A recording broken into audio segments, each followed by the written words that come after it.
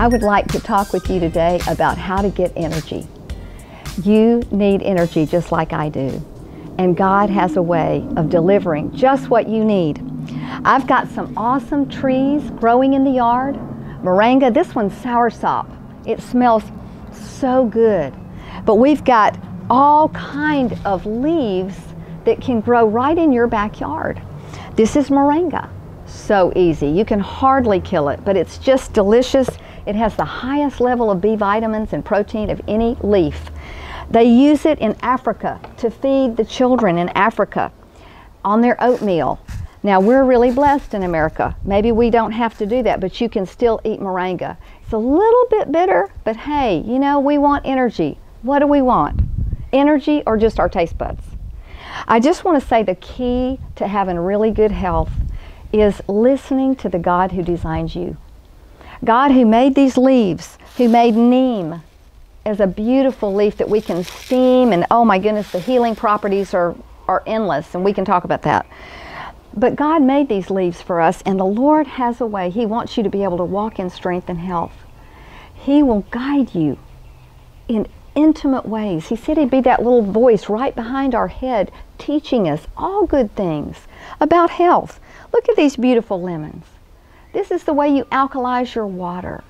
You want to alkalize your water because alkaline bodies don't get sick.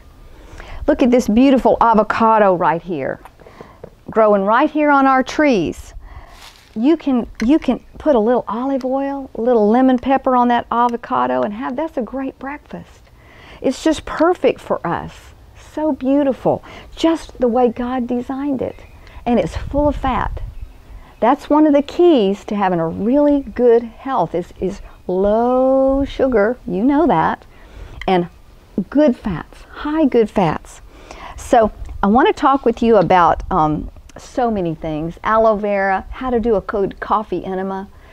Coffee is perfect, a perfect way to stimulate the nerves in your colon to send a message up that hepatic nerve so your liver ducts open up and your liver will detox. So let's talk about neem tea first and how to make neem tea. I grow neem. I love it. You crush up just a little bit, just about that much in your teapot. That will make your tea strong. The first 4 or 5 pots of tea will be super strong just from that much neem.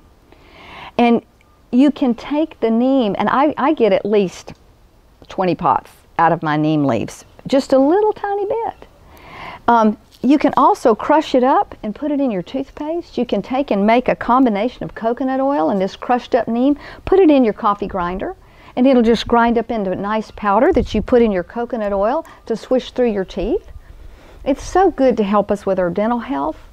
Our bodies need anti-inflammatory things, like the pomegranate seeds and like the neem and all these good things that will heal our bodies. God made it. We don't have to live on junk. We can actually live on the things that God made. You know this aloe vera right here? It's so easy to grow. This is one of my little babies I just plucked up. Now I can put that in the blender with my morning shake.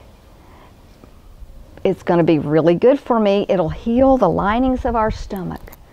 And aloe vera, if you get the big leaves, you need to cut the little spikes off those leaves, or else you'll really spend time in the bathroom because it'll loosen up your bowels, unless you want loose bowels. So I just want to tell you that God has a plan for your health. Between neem and moringa and soursop and Gynera, all these things you can grow right in your own yard.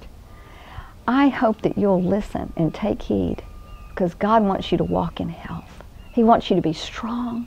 He's got a message that He's got to get out through your life. There's a unique, precious message that can only come through your heart and your life, through your smile. So it's worth denying our flesh and taking up the cross, denying our taste buds, and eating God's way. Think about it.